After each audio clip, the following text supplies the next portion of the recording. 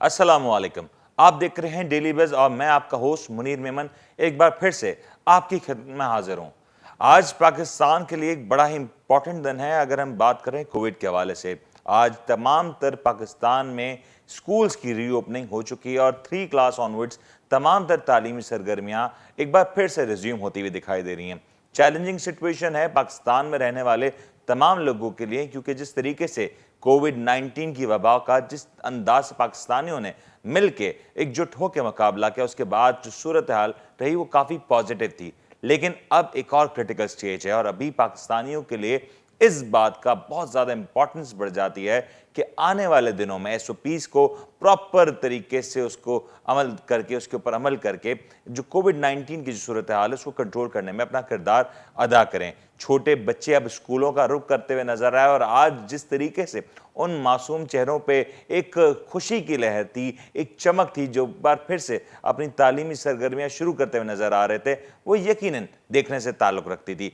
इस प्रोग्राम के प्लेटफॉर्म से हम दुआ गो हैं कि तमाम तर बच्चे, बिलखुसूस बच्चे, अपनी सेहतों के हवाले से बिल्कुल महफूज रहें और अल्लाह तमाम तर पाकिस्तानियों को अपने हिफ्ज़ अमान में रखे। कोविड-19 की अगर स्टैटिस्टिक्स की बात करें तो अब तक पाकिस्तान में मजमूई केसेस की तादाद 3,10,841 हो चुकी है, जबकि डेथ रेट जो है वो तकरीबन 6,667 लोग अपनी जानों से जाने दे चुके हैं। इसके अलावा 9 घंटे के अंदर हमने देखा कि काफ़ी ज़्यादा डेवलपमेंट तेज़ होती हुई नज़र आ रही है और साथ साथ हम देखें रिकवरी के हवाले से 296,022 का नंबर है जो कि लोग रिकवर कर चुके हैं कोविड-19 से। इसके अलावा अगर हम ओवरऑल सिनेरियो को देखें तो क्रिटिकल केसेस की तादाद में यकीनी तौर पे काफ़ी हद तक कमी आई है, जो कि काफ़ी हद तक हौसला अफजा फिगर्स हैं। आज कोविड-19 के हवाले से काफ़ी इंपॉर्टेंट दिन रहा। उम्मीद है कि जो सूरत हाल है कंट्रोल रहेगी। यहाँ एक छोटा सा ब्रेक लेंगे, ब्रेक के बाद वापस आएंगे और बताएंगे कि यूनाइटेड नेशंस के इजलास में क्या हुआ और साथ साथ इंडिया के लिए कौन से मामलात मुश्किल होते नजर आ रहे। ब्रेक लेते हैं, ब्रेक के बाद वापस आते हैं।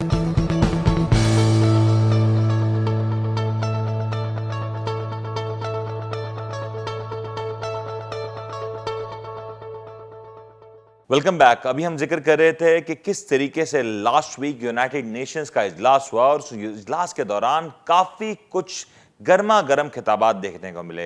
यूनाइटेड नेशंस का फोरम वैसे तो ये तासुर है कि अमन का फोरम है और यहाँ पे जो बातें होती हैं वो दुनिया को एक बेहतर दुनिया बनाने के लिए की जाती हैं, लेकिन कहीं ना कहीं इन सारे मामलात के दौरान इशारों में काफ़ी कुछ कहा जाता है और दो बड़े बड़े मुल्क जो होते हैं वो एक दूसरे को कहीं ना कहीं अपनी पावर, अपनी माइट दिखाने की जंग करते नजर आते हैं। पाकिस्तान और इंडिया की बात करें तो बिलखुसूस जो सूरत हाल है वो काफ़ी ज़्यादा कशीदा दिखाई दी यूनाइटेड नेशंस के इजलास में। एक बार फिर अगर आप फुटेजेस देख रहे हो तो आपको दिख रहा होगा कि किस तरीके से पाकिस्तान ने अपना मौक़िफ़ रखा और वज़ीर आज़म इमरान खान साहब जैसे कि एक तो टोक अंदाज में भरपूर बॉडी लैंग्वेज के साथ तकरीर करते हैं, वैसे ही कुछ हुआ यूनाइटेड नेशंस के इस इजलास में भी। जब वर्चुअली जब वो अपने ऑफिस में बैठ के तकरीर के लिए आए तो वहाँ सिनेरियो कुछ बड़ा मज़ा था और जो डेवलपमेंट हुई वो काफ़ी हद तक दिलचस्प नज़र आई। जैसे ही वज़ीर आज़म इमरान खान साहब डाइस पे आए, अपनी तकरीर के लिए आए कहा जाए, तो वहाँ पे इंडियन जो वहाँ पे रिप्रेजेंटेशन बैठी थी उस वक्त वो अपनी सीटों से उठ गई। शायद वो ये बात जानती थी कि जो कुछ वज़ीर आज़म पाकिस्तान, फ़ख्र पाकिस्तान कुछ कहने जा रहे हैं, जो कुछ कहने जा रहे हैं वो काफ़ी हद तक इंडिया के लिए नाकाबिले बर्दाश्त होगा। वो सच्चाइयाँ, वो तल्ख़ हकीकतें बयान की वज़ीर आज़म इमरान खान साहब ने, जिसकी वजह से हम देख सकते हैं कि किस तरीके से ये शख्स अपनी कुर्सी से उठ खड़ा हुआ।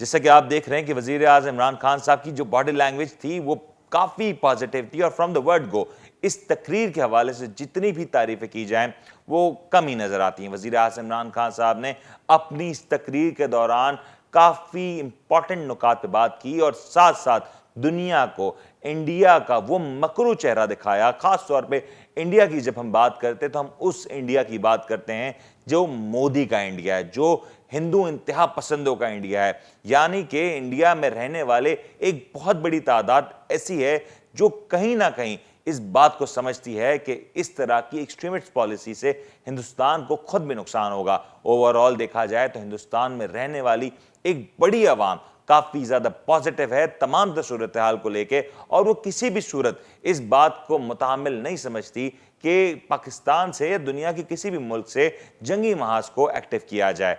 साथ साथ जो नफरत की सियासत है वो काफी हद तक परेशान कर रही है तमाम उन लोगों को जो कि सोच रखते हैं, अक्ल व फहम रखते हैं, और तमाम हिंदुस्तानी इस बारे में काफी परेशान भी नजर आते हैं।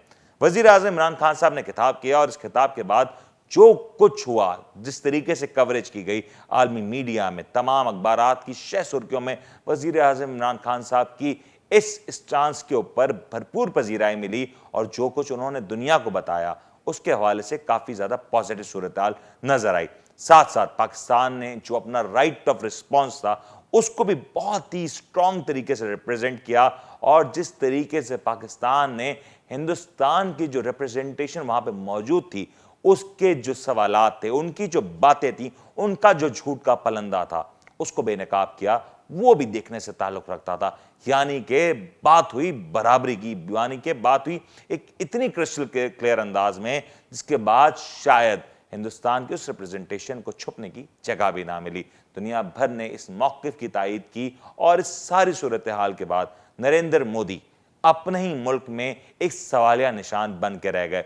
साथ साथ ये चीजें यहां खत्म ना हुई थी कि एक और बड़ी डेवलपमेंट हुई, वो थी फाइनेंशियल एक्शन टास्क फोर्स के हवाले से, यानी कि एफएटीएफ। एफएटीएफ आप जानते हैं कि हम गुज़िश्ता एक साल से लगातार एफएटीएफ के ऊपर प्रोग्राम्स करते रहे, और पाकिस्तान ने काफी कुछ किया एफएटीएफ को राजी करने के लिए। जहां एफएटीएफ का जिक्र आता है वहां यही बात आती है कि पाकिस्तान मजीद कड़े इकदाम करे, मनी लॉन्ड्रिंग एक्ट से लेकर तमाम तर टेरर फाइनेंसिंग के मामलात को कंट्रोल करे। वहीं पे एफएटीएफ का दोहरा मयार भी सामने आया।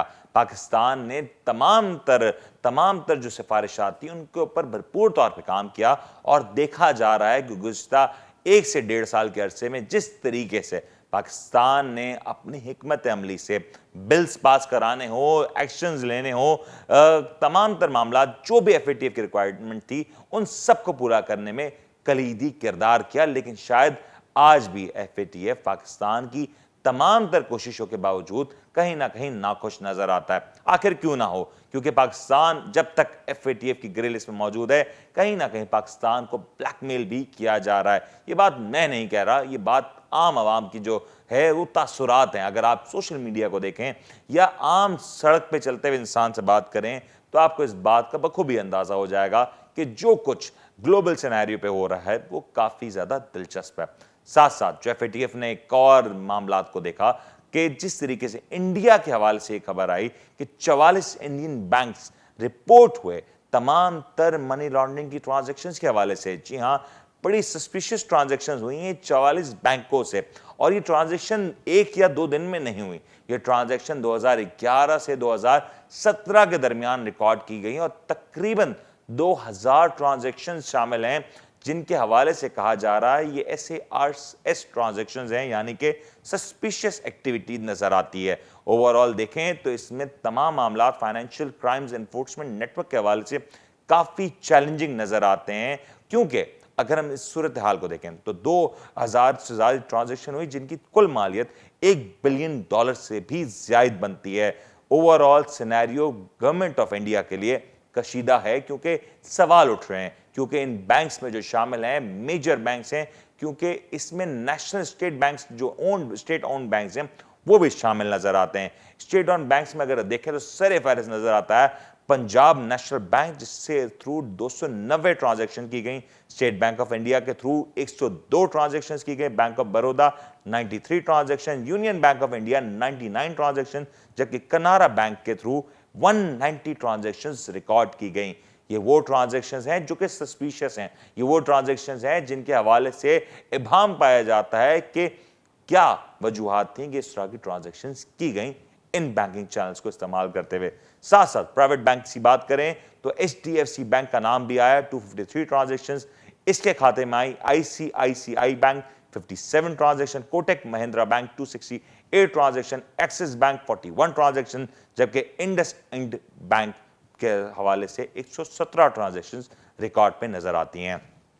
सूरत हाल कशीदा इसलिए क्योंकि वजीर आज़म इमरान खान साहब काफी बार इस बात का इशारा दे चुके हैं, बयान कर चुके हैं कि इंडिया काफी हद तक मुलव्वस है पाकिस्तान में टेररिज्म फैलाने में। खास तौर पे बलूचिस्तान बेल्ट के हवाले से बात की जाए, गिलगित बल्तिस्तान की बात की जाए और अफगानिस्तान के थ्रू पाकिस्तान में दहशतगर्दी इंपोर्ट करने के लिए जो भी वसाइल दिए जा रहे हैं वो काफी हद तक इंडिया से लिंक होते हुए नजर आते हैं। और इन ट्रांजैक्शंस का सामने आना इस बात को जाहिर करता है कि कहीं ना कहीं दाल में कुछ काला जरूर है। अब ये जो सिनेरियो है काफी दिलचस्प हो गया है। क्या FATF इन सारे ट्रांजैक्शंस के ऊपर इंडिया से कुछ सवाल करेगा या नहीं? क्या FATF और यूनाइटेड नेशंस के जैसे इदारे इस सवाल को उठाएंगे कि क्या वजूहत थी कि इंडिया के स्टेट ओन्ड बैंक्स के थ्रू इस तरह के ट्रांजैक्शंस की गए जिनके हवाले से अभी तक शायद उस तरीके के शवाहिद नहीं दिए जा सके? क्या वजूहत हैं कि पाकिस्तान बार बार जो अपना मौकफ दोहरा रहा है कि पाकिस्तान में टेररिज्म की एक बहुत बड़ी वजह हिंदुस्तान से फंड किए जाने वाला पैसा है, खासतौर पे बलूचिस्तान, कराची, गिलगित बल्तिस्तान, KPK और इसके अलावा पाकिस्तान में अफगानिस्तान से जो कुछ टेररिज्म इंपोर्ट की जा रही है उसके बहुत ज्यादा पीछे इंडिया के हाथ नजर आते हैं। बार बार एक्सपोज किया गया, कुलभूषण यादव की सूरत हो या दूसरे मामलात हों, बार बार इस बात को दोहराया गया, रिपीट किया गया, लेकिन अब शवाहिद आने शुरू हो चुके हैं, अब ये चीजें डिस्क्लोज हो चुकी हैं और अब दुनिया के लिए एक और बहुत बड़ा चैलेंज है कि इन सारी सूरत हाल को देखते हुए गवर्नमेंट और दुनिया भर के इदारे तो एक कोई एक्शन लें। इसी के साथ साथ हिंदुस्तान का एक ख्वाब भी नजर आया इस इजलास के दौरान कि हिंदुस्तान चाहता है कि वो यूनाइटेड नेशंस का परमानेंट रुकन बन जाए, लेकिन जो सूरत हाल वजीर आज़म इमरान खान साहब ने बयान की, जिस तरीके से बताया कि RSS आइडियोलॉजी क्या है, जिस तरीके से बताया कि नरेंद्र मोदी आखिर किस किस्म की माइंडसेट से ताल्लुक रखते हैं, और यकीनी तौर पे बार बार इस बात को भी बताया गया कि मेजॉरिटी ऑफ इंडिया या मेजॉरिटी ऑफ इंडियंस का ताल्लुक तमाम तरह टेररिस्ट एक्टिविटी से नहीं है, तमाम तरह एक्सट्रीमिस्ट माइंडसेट से नहीं। ये एक छोटा सा तबका है जो कि आज रूलिंग साइड पे नजर आता है और वही तमाम तरह वहां के मीडिया से लेके तमाम तरह जो पोल्स हैं उनको मैनिपुलेट करता हुआ नजर आ रहा है, जिसकी वजह से दुनिया आज इस बात को सोचने में मजबूर है कि क्या हिंदुस्तान जो कि एक वक्त में अपने आप को दुनिया की बहुत बड़ी डेमोक्रेसी कहलाया जाता था, शाइनिंग इंडिया की बातें की जाती थी, आज महज सिर्फ इंतहा पसंद मुल्क बन के रह गया है। यहां पे एक छोटा सा ब्रेक लेते हैं, ब्रेक के बाद नजर डालेंगे कि इकोनॉमी के फ्रंट पे क्या कुछ हो रहा है।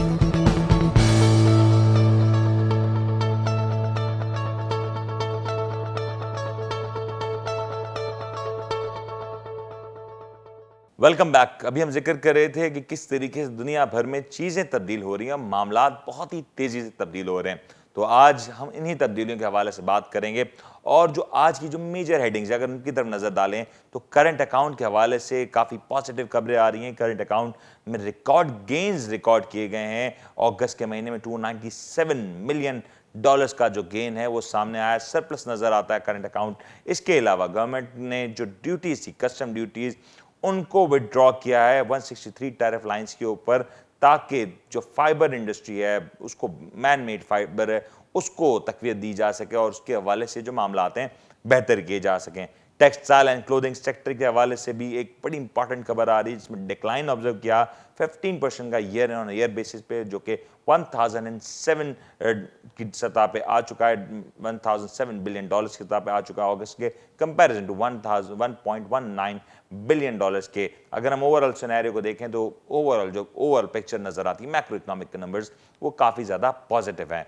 आज के प्रोग्राम में एक और बहुत बड़ी डेवलपमेंट हुई। आज के प्रोग्राम के दौरान जिस तरीके से स्टॉक एक्सचेंज के मामला रहे वो भी बड़े ड्रामा रहे, जिसको हम बताएंगे आखिरी प्रोग्राम के सेगमेंट में कि क्या वजूहत रही कि स्टॉक एक्सचेंज में सडनली जो सेलिंग नजर आई काफी ज्यादा पैनिक होती हुई सिचुएशन नजर आई। लेकिन अगर हम इंटरनेशनल सिनेरियो की पहले कवर कर लें और इंटरनेशनल सिनेरियो को देखें तो इंटरनेशनल सिनेरियो में ऑयल मार्केट एक कलीदी किरदार नजर आता है। WTI क्रूड ऑयल 0.06 सेंट फी बैरल कमी के साथ 40.25 सतह पे क्लोज हुआ, जबकि ब्रेंट क्रूड 0.02 सेंट्स की कमी के साथ 41.92 की सतह पे क्लोज हुआ। नैस्डैक की बात करें तो नैस्डैक का इंडेक्स 10,913 की सतह पे क्लोज हुआ। 2.26% के पॉजिटिव गेन्स नजर आए। यकीनी तौर पे जिस तरीके का इस वक्त अमेरिका में माहौल है, इलेक्शन की फिजा गर्म है, इस तरह की मार्केट का परफॉर्म करना है यानी कि काफी कुछ पॉजिटिव नजर आ रहा है। इसके अलावा FTSE 100 यूके की बात करें 5,842 की सतह पे ये ट्रेड हो रहा है। 0.34% का इसमें पॉजिटिव गेन देखा जा सकता है। टोक्यो स्टॉक एक्सचेंज की बात करें निकी 225 जापान इंडेक्स है 23,204 की सतह पे ये ट्रेड हुआ। 0.51% का इसमें भी गेन देखा जा रहा है। बॉम्बे स्टॉक एक्सचेंज 3,217 की सतह पे क्लोज हुआ। 0.06% का नेगेटिव ट्रेंड इसमें ऑब्जर्व किया जा रहा है। हांगकांग की बात करें तो 24,235 के लेवल पे ये ट्रेड हुआ, जबकि 0.32% का नेगेटिव ट्रेंड इसमें भी देखा जा रहा है। बॉम्बे स्टॉक एक्सचेंज 2.28% के मैसिव गेन के साथ आज दिखाई दिया 37,388 के ऊपर। पाकिस्तान स्टॉक एक्सचेंज की बात करें, पाकिस्तान स्टॉक एक्सचेंज के लिए आज का दिन काफी हद तक ड्रामाई रहा। इन्वेस्टर्स काफी ज्यादा परेशान नजर आए क्योंकि मार्केट ने अपनी जो ओपनिंग थी वो रिलेटिवली बेहतर की थी और मार्केट कहीं ना कहीं उम्मीद की जा रही थी कि पॉजिटिव जोन में ट्रेड करने में कामयाब हो जाएगी। मार्केट ने कहीं ना कहीं पॉजिटिविटी गेन भी की, लेकिन सडनली सिनेरियो बदला। लोकल पॉलिटिक्स ने, लोकल डायनामिक्स ने मार्केट के सेंटिमेंट्स को काफी हद तक रूल किया और यही वजह है कि पाकिस्तान स्टॉक एक्सचेंज का जो नंबर है वो रेड जोन में दिखाई दिया और तमाम तर शेयर जो कि एक वक्त में पॉजिटिव जोन में दिखाई दे रहे थे वो सडनली एक रेड ब्लड बाथ में तब्दील हो गए। इंडेक्स की क्लोजिंग 40,740 की सतह पे हुई, जबकि 2.30% का इसमें नेगेटिव गेन देखा गया, नेगेटिव ट्रेंड्स देखे गए। अगर इसके अलावा हम KC100 इंडेक्स की चार्ट की तरफ नजर डालें तो ये चार्ट अपनी जबानी खुद बयान करता है कि किस तरीके से आज के सिनेरियो रहा और देखा जा सकता है कि नोज डाइव दिखाई देती है, खासतौर पर मार्केट के क्लोजिंग टाइम में 1 बजे के बाद जिस तरीके से मार्केट में सेलिंग प्रेशर था। क्योंकि जिस तरीके आज सुबह से खबरें गर्म थी कि मियां शहबाज शरीफ साहब कोर्ट में प्रेजेंट होंगे और कहीं ना कहीं खदशात मौजूद थे कि उनकी बेल रिजेक्ट हो जाए और उनको एक बार फिर से गिरफ्तार कर लिया जाए। जिस तरीके से स्टोरी डेवलप होती गई, जिस तरीके से मीडिया में खबरें आती गई, उस तरीके से मार्केट का रिस्पॉन्स सामने नजर आता है। जैसे ही ये मीडिया में खबरें फ्लैश होनी शुरू हुई कि मियां मोहम्मद नवाज, इनफैक्ट मियां शहबाज शरीफ साहब को की बेल रिजेक्ट हुई है और उनको अरेस्ट करा जा रहा है, वहां मार्केट ने सडनली नोज डाइव लिया और एक बहुत बड़ा फैक्टर बना आज मार्केट को नेगेटिव जोन में ट्रेड कराने के लिए। यानी कि मार्केट इस तरीके से पैनिक नजर आई कि लोकल पॉलिटिक्स कहीं ना कहीं एक बेयकीनी की कैफियत का शिकार नजर आती है। आने वाले दिनों में इन्वेस्टर्स इस बात को लेकर परेशान है कि नया पॉलिटिकल महाज ना खुल जाए, नए पॉलिटिकल जो मामलात हैं उनमें तेजी ना आ जाए, क्योंकि जहां स्ट्रीट पॉलिटिक्स में तेजी आएगी, जहां धरनों में एहतजाज की सियासत होगी, वहां पाकिस्तान की इकॉनमी काफी हद तक मुतासर हो सकती है। अगर आज की मेजर हाईलाइट्स की तरफ नजर डालें तो 40,740 की सतह पे KC100 इंडेक्स क्लोज हुआ, जिसमें 960 पॉइंट्स की कमी रिकॉर्ड की गई। 2.30% ओवरऑल डिक्लाइन रहा, जबकि आज मार्केट का हाईएस्ट लेवल 41,785 रहा, जबकि लोएस्ट पॉइंट 40,644 का रहा। यानी कि इंडेक्स ने एक वक्त में 1000 पॉइंट की जायद की कमी रिकॉर्ड की है।